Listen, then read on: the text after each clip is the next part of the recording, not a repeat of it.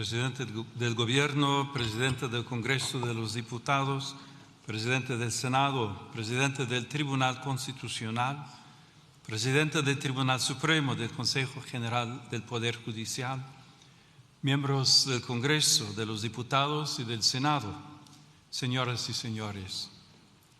Agradezco a la señora Presidenta sus amables palabras, así como la invitación que la Sede Apostólica ha recibido con ocasión de mi viaje a este país, así como la deferencia de acogerme en este histórico Palacio del Congreso de los Diputados, ámbito eminente de la vida institucional, jurídica y democrática del Reino de España.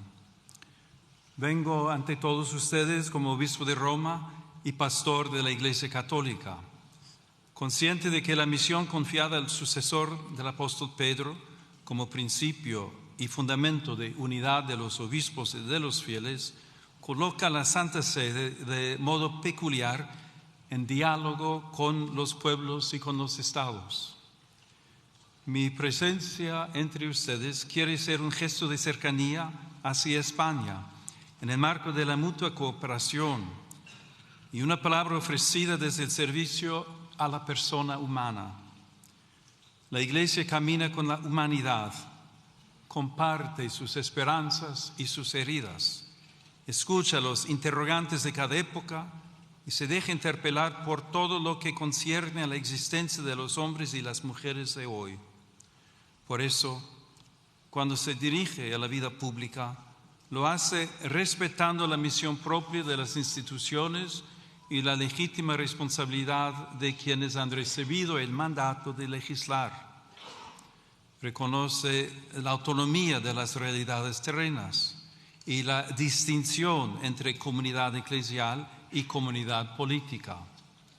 Y precisamente desde esa conciencia aporta una reflexión nacida del deseo de servir al bien común y de recordar aquello que hace verdaderamente humana la convivencia. En este hemiciclo se da forma jurídica a la convivencia social. Aquí las diferencias se escuchan, se ordenan y cuando es posible se convierten en decisión compartida. Por eso, más allá de la legítima diversidad de posiciones, toda tarea legislativa acaba encontrándose con una pregunta decisiva.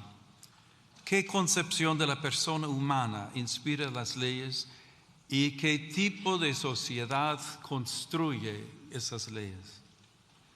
Ante esta cuestión, España posee una memoria particularmente rica. Su identidad geográfica y política se ha ido entretejiendo con una historia en la que la fe y la razón, el arte y el derecho, la tradición y el pensamiento han sabido encontrarse fecundamente en sus catedrales y universidades, en su literatura inmortal, en sus instituciones jurídicas y en el ánimo mismo de su pueblo, permanece viva una herencia que ha dado forma a un modo de vivir la libertad, practicar la justicia y ordenar la vida común.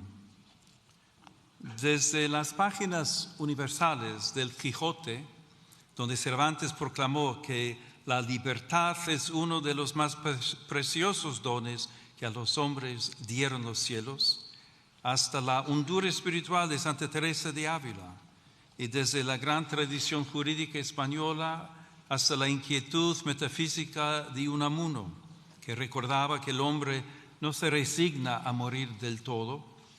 España ha sabido mirar al ser humano como algo más que una pieza del orden social, económico, político. Lo ha reconocido como criatura abierta a la verdad, dotada de libertad y movida por una sed de eternidad que ninguna realidad temporal logra extinguir. En una palabra, como alguien cuya dignidad precede a toda utilidad y a cuyo servicio está sujeta la acción legislativa. Por eso, al hablar hoy de la persona humana, esta memoria conduce naturalmente a Salamanca y al pensamiento que allí maduró. La presencia simbólica en esta sala de los reyes Isabel y Fernando remite a aquel momento en que España quedó situada ante responsabilidades históricas de alcance universal. Pocos años después, Salamanca habría de asumir con singular lucidez la reflexión moral y jurídica que ese escenario reclamaba. En aquella sede universitaria, hace 500 años, cuando se abrían mundos nuevos y posibilidades inmensas en las relaciones entre los pueblos, algunos maestros comprendieron que la razón no podía ser invocada para revestir de legitimidad cuanto la fuerza o el interés presentaban como conveniente. Introdujeron así en el discernimiento histórico la pregunta por el valor irreductible de todo ser humano y los límites morales del poder. Hay que reconocer que la sociedad y la misma Iglesia no siempre estuvieron a la altura de las intuiciones que encontraban eco en su propia tradición cristiana. Sin embargo, aquel interrogante abrió un horizonte intelectual y moral que desbordó su propio momento histórico. La intuición del totus orbis, de una comunidad humana más amplia que cualquier poder particular, permitía afirmar la existencia de vínculos jurídicos y morales entre los pueblos. Desde España, la reflexión de la Escuela de Salamanca y de manera particular Fray Francisco de Vitoria, junto con otros dominicos jesuitas, contribuyó a formar una conciencia jurídica y moral capaz de recordar que la autoridad lleva siempre consigo una responsabilidad y que todo ser humano debe ser reconocido como sujeto de derechos y deberes. Ese anhelo sigue hablando también hoy, que la dignidad, la justicia y el bien común sean la medida de las relaciones sociales, tanto a nivel nacional como a nivel internacional. Esta es una de las grandes herencias de España, haber unido la acción histórica con la lucidez de la razón moral. Aquella contribución, nacida a orillas del Tormes, trascendió las aulas y las bibliotecas y llegó a formar parte de una conciencia más amplia, compartida por la comunidad internacional que sigue preguntándose cómo construir la paz sobre el reconocimiento de la persona y no sobre la imposición de la fuerza. Ese legado vive también en estas Cortes, cada vez que el legislador se pregunta cómo hacer que lo posible sea justo, que lo legal sea verdaderamente humano y que la voluntad de la mayoría custodie aquellos bienes que pertenecen a todos y respete aquello que ninguna mayoría puede legítimamente vulnerar. La pregunta salmantina sigue acompañando la tarea de quienes sirven a la vida pública. Hoy, los nuevos mundos que se abren ante nosotros ya no se dibujan en los mapas, se despliegan en la técnica, en la economía, en la biomedicina y en el universo digital, donde el poder humano alcanza ámbitos cada vez más delicados de la vida personal y social. El progreso ofrece posibilidades admirables y hoy lo vemos en modo singular en el desarrollo de la inteligencia artificial y las nuevas tecnologías. Como he recordado en mi reciente encíclica, la tecnología en sí misma no es neutral porque toma el rostro de quien la concibe, la financia, la regula y la utiliza.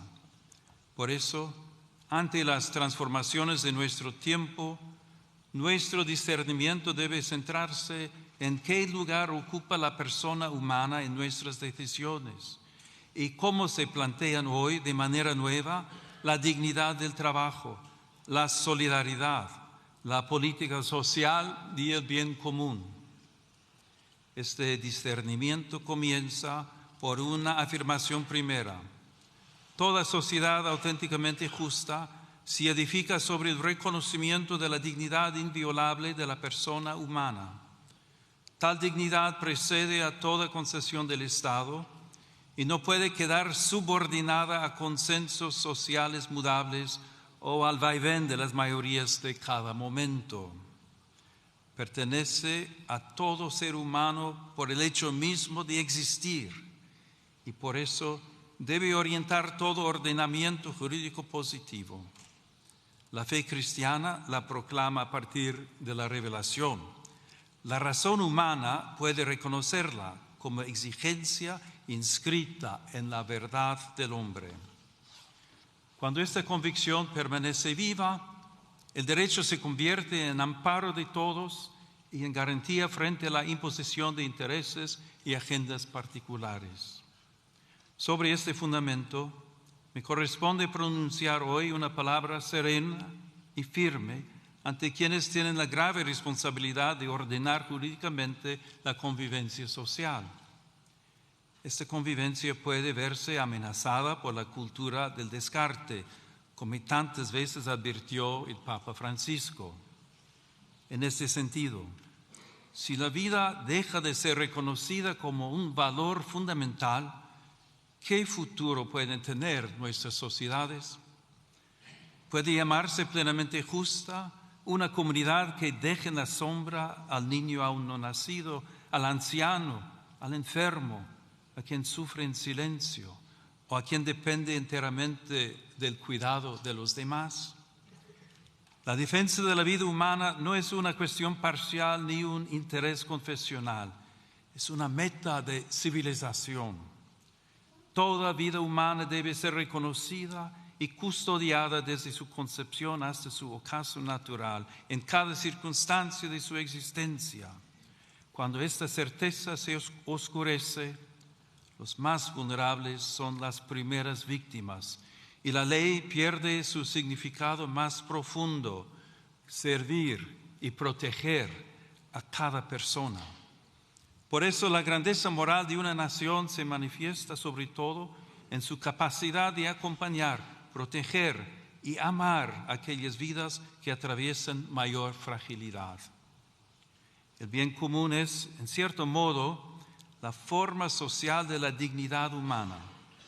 No consiste en la mera suma de intereses particulares, sino en el conjunto de condiciones de la vida social que hacen posible a las asociaciones y a cada uno de sus miembros el logro más pleno y más fácil de la propia perfección. Cuando el bien común deja de ser horizonte compartido, la acción pública corre el riesgo de fragmentarse en intereses parciales, incapaces de custodiar aquello que pertenece a todos. En este contexto, reviste particular importancia la familia, realidad humana primera y fundamento natural de la comunidad. En el hogar se entrelazan las generaciones y se transmite una memoria viva que da continuidad interior a la sociedad. Allí donde la familia es sostenida, se fortalece también la estabilidad espiritual y social de las naciones. La familia será siempre la primera escuela de humanidad en la que se aprende, antes que en cualquier otro lugar, la gramática elemental de la convivencia. Recibir la vida, cuidar al otro, perdonar, servir y pertenecer. También las instituciones educativas ocupan un lugar decisivo en esta tarea. En ellas, las nuevas generaciones pueden aprender a buscar y amar la verdad y a cuestionarse sobre el sentido de la vida y la dignidad de cada persona. Por eso, muchos padres deseosos de que sus hijos aprendan a relacionarse, a pensar con espíritu crítico y a adquirir valores sólidos, depositan en ellas grandes esperanzas como valiosas aliadas en su educación. Esta colaboración ha de respetar siempre el derecho primario e inalienable de los padres a elegir el tipo de educación y de formación que reciben sus hijos, en coherencia con sus propias convicciones morales, culturales y religiosas. La afirmación de la dignidad humana no puede permanecer abstracta cuando tantas personas se ven obligadas a dejarlo todo para buscar paz, seguridad y futuro. También el trágico drama migratorio interpela hoy la conciencia de las naciones y el fundamento ético del orden internacional. Numerosos hombres, mujeres y niños se ven obligados por circunstancias muchas veces dramáticas a partir de sus comunidades y dejar atrás seres queridos, historias y vínculos. Esta realidad rebasa cualquier lectura puramente demográfica o económica. Constituye una cuestión eminentemente moral y jurídica. Ahí donde una persona es discriminada por su origen nacional, étnico, religioso o lingüístico, o por su condición económica y social, se vulnera gravemente el principio universal de la igual dignidad de todos los seres humanos. La situación de los migrantes y refugiados exige una respuesta que mire a las personas, afronte las causas que las obligan a partir y vaya más allá de la mera gestión de flujos. De ahí nace una doble exigencia de justicia social: ofrecer vías seguras y legales, una acogida respetuosa y posibilidades reales de integración, y promover al mismo tiempo el derecho a permanecer en la propia tierra, trabajando para que nadie tenga que abandonar su hogar por falta de paz, seguridad o condiciones dignas de vida, por las desigualdades económicas y los efectos de la crisis climática. En los últimos años, las rutas cada vez más peligrosas han evidenciado el altísimo coste de esta realidad, tantas veces escondida o ignorada. Muchas personas siguen siendo presas de traficantes y contrabandistas que se aprovechan de su desesperación. Es necesario fortalecer la prevención, el rescate y la asistencia a las víctimas, especialmente en el marco de una cooperación regional y multilateral. Ninguna nación puede afrontar por sí sola un desafío de esta magnitud. Por ello, es indispensable una respuesta coordinada, solidaria y eficaz, capaz de garantizar protección, acogida y oportunidades reales de integración a quienes emigran. Cuando la respuesta institucional se hace cercana, justa y coordinada, las fronteras dejan de ser lugares de abandono y pueden convertirse en espacios de protección responsable de la dignidad humana. Señorías, el mundo atraviesa una profunda crisis espiritual y cultural que se manifiesta en múltiples formas de violencia, polarización y desconfianza recíproca. En este contexto, la paz se presenta como una aspiración política y más aún como una verdadera exigencia moral. Reclama una palabra pública que respete a quien piensa distinto, instituciones puestas al servicio del encuentro, una memoria histórica que busque la verdad y la reconciliación y una vida social capaz de sostener la amistad cívica y el respeto mutuo en medio de la discrepancia.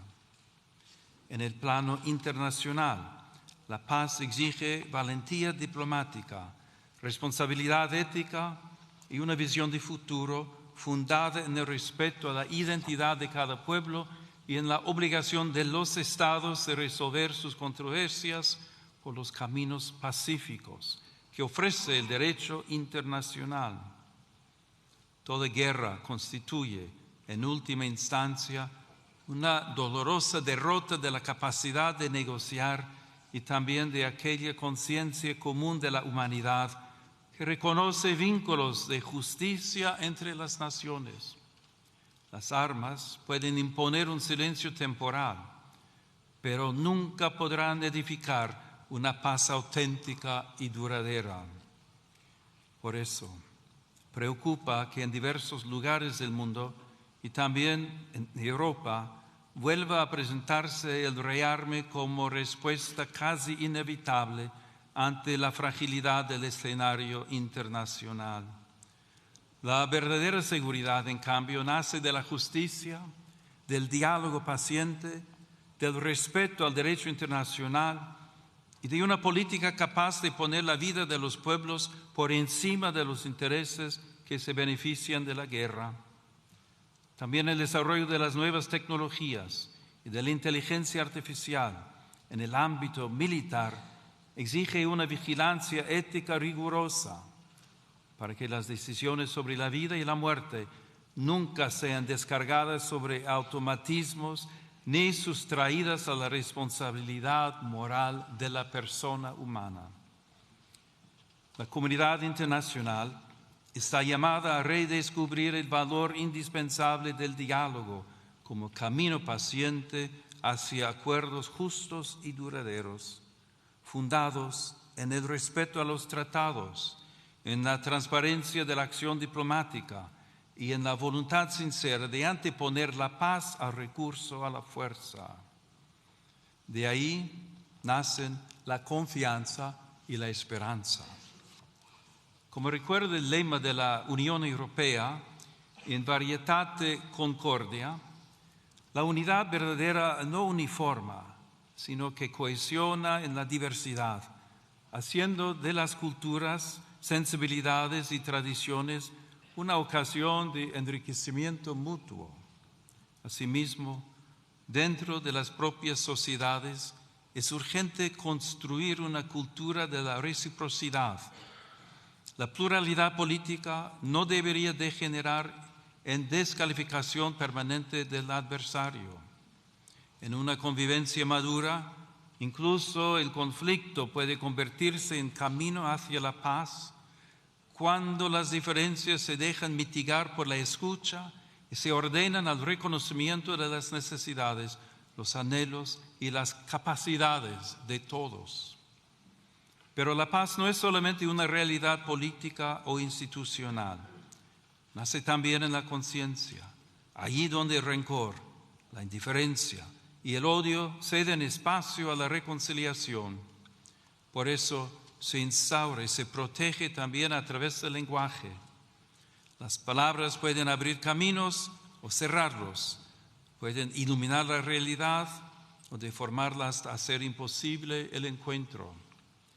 Quienes ejercen una responsabilidad pública tienen por eso una especial obligación de custodiar la palabra para desarmar el lenguaje. La firmeza no exige desprecio, la discrepancia no conlleva humillación. De este respeto al otro nace también el deber de custodiar el espacio donde maduran sus convicciones, su conciencia y su relación con Dios. La atención a ese ámbito interior permite comprender mejor una cuestión decisiva para toda sociedad verdaderamente democrática: la libertad de pensamiento, de conciencia y de religión, derecho fundamental que tutele el ámbito más íntimo de las personas. La libertad sobre la que se edifica el Estado contemporáneo, si es auténtica, reconoce la dimensión religiosa del ser humano, la respeta y la tutela jurídicamente, y evita que alguien tenga que renunciar a contribuir a la sociedad en la que vive por causa de su fe. Sin confundir el plano jurídico con el moral, conviene recordar también que la libertad necesita una comprensión plena de sí misma. Ser libre no significa únicamente estar libre de coacciones o disponer de muchas posibilidades de elección. Significa poder reconocer el bien y adherirse a él responsablemente. Por eso, toda sociedad efectivamente libre requiere también una justa delimitación del poder público, de modo que la libertad de las personas, de las comunidades y de las asociaciones no sea indebidamente restringida. Desde esta perspectiva, la legítima autonomía del orden temporal jamás debe interpretarse como hostilidad hacia el fenómeno religioso. La fe no pretende imponerse mediante privilegios ni coerciones. Sin embargo, tampoco puede ser relegada al silencio como si fuese irrelevante para la vida pública. En este contexto, el sigilo sacramental de la confesión reviste una importancia especial para la Iglesia Católica. Se inserta en el ámbito más amplio de la libertad religiosa, que garantiza a las comunidades creyentes un espacio propio de vida, organización y disciplina interna. Tutelarlo jurídicamente, como sucede de modo análogo en algunas profesiones, significa preservar un espacio sagrado de libertad interior, donde el creyente puede abrir su alma ante Dios sin temor a presiones externas, como reconocen también las normas internacionales. Señoras y señores, permitan que me detenga un instante en algunas imágenes que adornan esta cámara.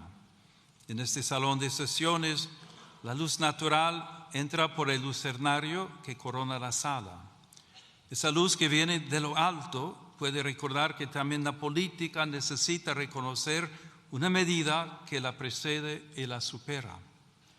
También las pinturas que evocan en la parte superior del muro principal la recepción del Evangelio del Decálogo recuerdan algo esencial, sin confundir el orden político con el religioso. Esos signos invitan a reconocer que la libertad moderna ha sido preparada también por una larga educación de la conciencia, profundamente marcada por la tradición cristiana. En esa escuela interior, los pueblos aprendieron que el derecho debe servir al bien, que la justicia pone límites a la fuerza, que el poder necesita legitimidad, que los pobres pertenecen plenamente a la comunidad, que el extranjero debe ser acogido conforme a su dignidad y que la vida humana jamás puede ser tratada como mercancía. Una ley no alcanza su verdadera grandeza por el mero hecho de haber sido formalmente aprobada. La alcanza cuando, además de ser válida en su forma, puede comparecer ante la dignidad de la persona y salir de ese examen sin avergonzarse. Les invito a alzar pues la mirada, no para alejarse de la realidad, sino para recordar que toda decisión de las autoridades públicas toca personas de carne y hueso, especialmente a quienes tienen menos fuerza para hacerse oír. Porque la altura de miras consiste precisamente en mirar con más hondura aquello que está en juego en cada decisión pública.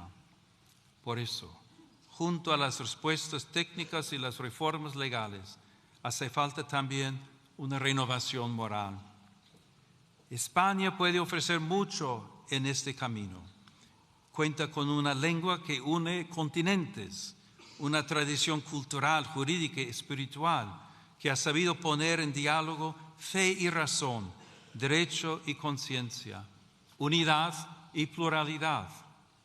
Esta experiencia histórica recuerda también el valor de la concordia y del esfuerzo paciente por construir una convivencia pacífica y justa. Que esta noble nación jamás pierda la memoria de sus raíces ni la audacia de mirar al futuro.